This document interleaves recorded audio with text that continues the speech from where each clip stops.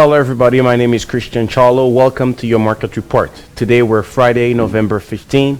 Today folks, I want to talk to you of a movement in the marine and transportation sector. We did publish a movement on marketgurus.tv that you can have access for free for 10 days just by clicking at the link below. So I'm going to show you a list of some stocks that are breaking out, but a list mostly of stocks that are on the verge of starting a breakout. But what's important though is that if you're getting in right now on those stocks, it's important to put your stop loss. So we're going to take a look at some strategies that you could favor.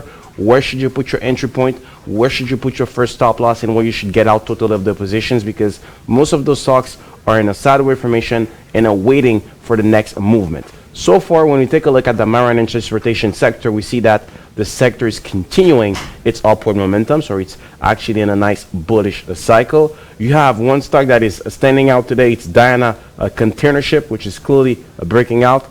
Target 470 on Diana Containership, so it's a buying opportunity today.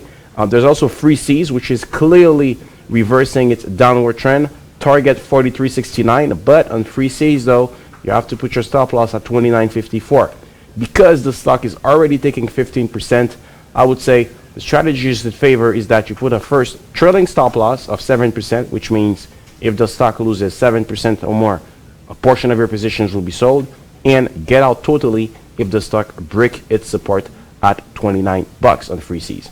Now, there are other stocks that are in the same technical pattern as DryShips, as you see here on the screen, that should be watched for an eventual breakout. When should you get in on DryShips? At 320. It's if ever the stock can break that resistance, it will also reverse that downward trend.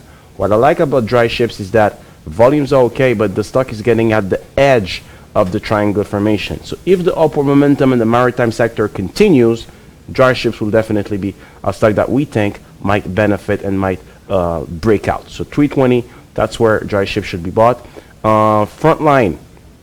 What I like about Frontline is it's making a sideways formation. So those are the strategies.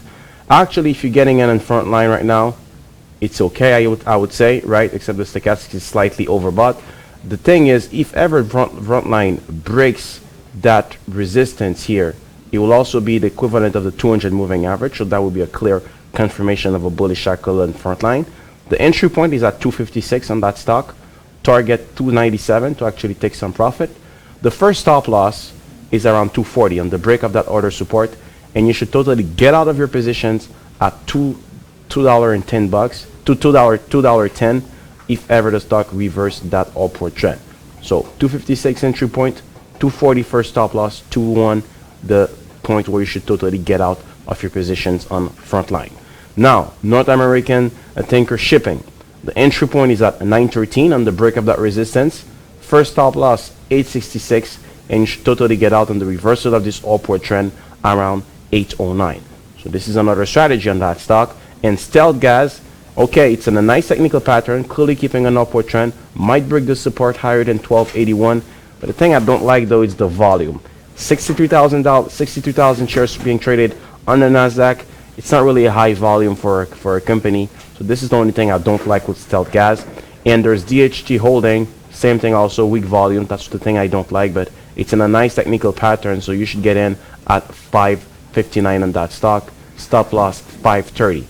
And there's another stock which is TSAKOS Navigation. It's not a typical type of breakout. It's not actually on a breakout, but it's in a technical pattern that's pretty interesting though. It's staying within a nice upward trend.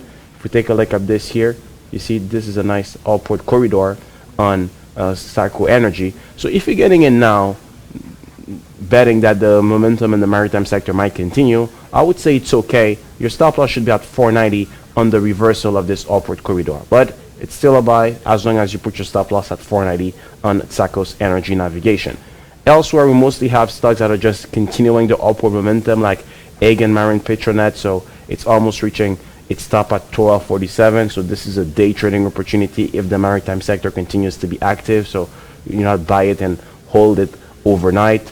Same thing also for ship finance. It's mostly a continuity of the bullish cycle. I would mostly favor to day trade on that stock. Navios Maritime, same scenario. It's a continuity also of the bullish cycle, not a real breakout. The breakout was around here.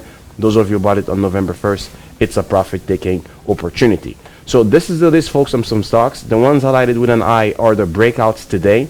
And the ones that you should watch when eventual breakouts are DryShips, Frontline, Non-American, STEALTHGAS, but not a lot of volume, DHT Holdings, and TSAKOS Energy. It's a stock that you can actually buy today, but as long as you put your stop loss at 490.